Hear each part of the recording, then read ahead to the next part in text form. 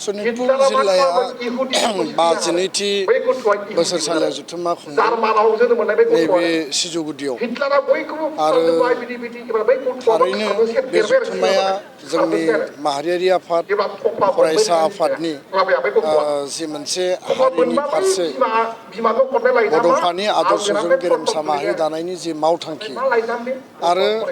बर' हारिखौ मुलुग दरबाराव गायसननांगौनि जि मोनसे एजेन्डा बेबायदि मेल मिटिंनि गेजेरजों रायजो राजाखौ सांग्रांथि खालामनायनि गेजेरजों आरो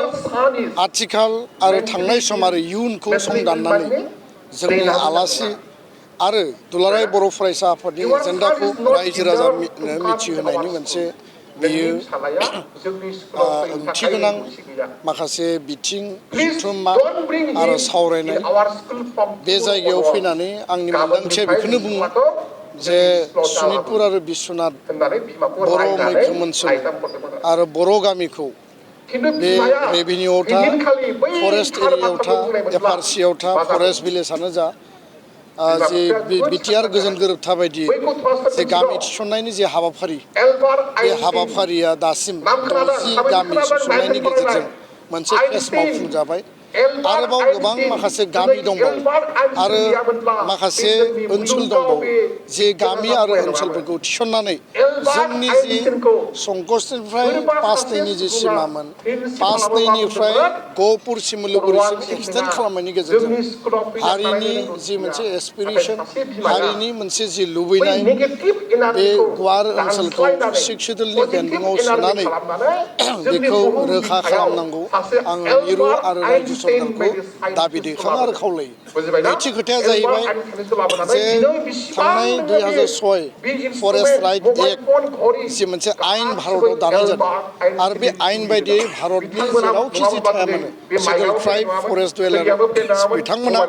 हा मोननायनि अधिकार दङ आरो बे बिथिंखौ नोजोर बोनानै दुलाराय बर' फरायसा आफादा गोलाव समनिफ्राय थैथां जोङो मालाबा नांगोल जंगाल लानानै रेलि खालामदों मालाबा जोङो धरना होदों मालाबा जोङो आवाज होदों गणतान्त्रिक भाबै आरो फैयै फैयै सनितपुर आरो बिश्वनाथआव गोबां माखासे बर' गामि एफआरसि एरियायाव फरेस्ट राइट एक्टनि गेजेरजों हानि मोनथाय माने भूमि पट्टाखौ फरेस्ट राइट फरेस्ट सट्टखौ होनाय जाबाय किन्तु दाबो गोबां माखासे ओनसोला आद्रा जानानै दङ आरो बियो आबुङै फुरायै स्रा जायाखै दा बेखायनो जोंनि जि दाबि बे दाबिया जाहैबाय जे आसाम सरकारा भारत सरकारा गोख्रैनो नैबे फरेस्ट राइट एक्टनि गेजेरजों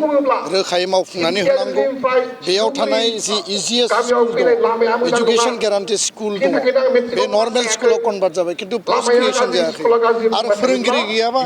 स्कुला बोरै सोलिगोन फरायसा फरायसुलिनि फोरोंनाया बोरै जागोन आरो बेयाव गुन गोनां सोलोंथाइनि जे मोनसे जोंनि बिथिं बे मालाबाबो आबुं जानाय नङा दा बेखायनो 72 number of G easiest centre दङ नर्मेल स्कुलाव कनभार्ट जाबाय बेयाव पस्ट क्रिएसन जानांगौ फोरोंगिरि थिसननांगौ आरो गोग्गो सोलोंथाइ होनायनि खामानिखौ मावनांगौ बे गासै जिखिनि बे ओनसोलाव जों ओरै फैदों आबै सेन्टारजों सिजुगुदिसिम सफैनो थाखाय आरो बिनिफ्राय हाजोसिमबो लामा दङ किन्तु लामाया सेन्ट्रेबेल दानो अबस्थाया मोजां नङा दैज्लाङाव मा जागोन आरो बेयाव मेडिकेलनिफ्राय लानानै हेल्थ सेन्टारनिफ्राय लानानै इलेक्ट्रिफिकेसननिफ्राय लानानै गासै जिखिनि जौगानायनि अधिकारनि खोथा दङ जे माखासे मौलिक अधिकारफोर दङ देशनि नागरिक हिसाबै आरो बे ओनसोलनि रायजो राजाफ्रा भटार एसेम्ब्लियाव भट होयो पार्लियामेन्टआव भट होयो किन्तु जौगानायनिफ्राय बन्चित जादों दा जों जेब्ला लकेल एमएलएखौ बुङो बा जों जेब्ला लकेल एडमिनिस्ट्रेसनखौ बुङो सरकारखौ बुङो बिथांमोननियाव मोनसे माने खोथा रिप्लाइ बिथांमोना जोंनो होयो जे फरेस्ट राइट एक्ट बायदि हा होनायनि खामानिया आबुं जायैखायनो जौगानायनि खामानिखौ मावनायाव माने माखासे आख' फाख' माखासे आयेन बायदि माखासे बाधा फैयो आरो बे बेलायाव बे जायगानि सासे बर'खौ मालाबाबो मोजां मोनै बर'खौ मालाबाबो सैयै आरो बर' बिरुदि बर'नि सासे एन्टि सासे सुबुं दुलालनाथ बिथाङा जेब्लाबो बे जौगानाय जोंनि अधिकार जोंनि मोनथायखौ लानानै बिथाङा RTI होदों मालाबा केस होदों आरो मालाबा जोंखौ बन्सित खालामनायाव बिथाङा मोनसे कनस्पिरेसियाव मोनसे लिप्त जानानै दिनै हाबा मावगासिनो दं बेखायनो आं खावलायदों जे बिथाङा जेखि मावा मानो बिथाङा जेखि साना मानो जेखि पन्था लाया मानो जोंनि अधिकारनिफ्राय जोंखौ मालाबा बन्सित खालामनो हाया आरो बेखायनो जोङो जि थांखिजों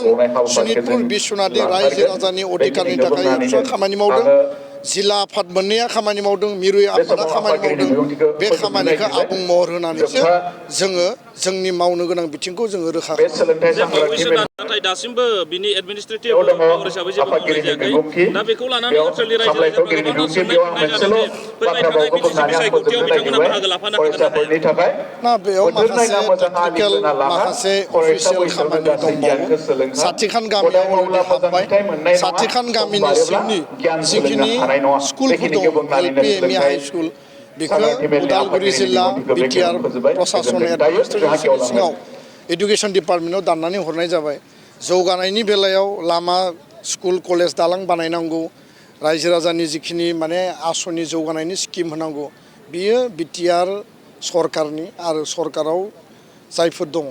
सरकारखौ सालायदों बिथांमोना बिनि सायाव नोजोर होनानै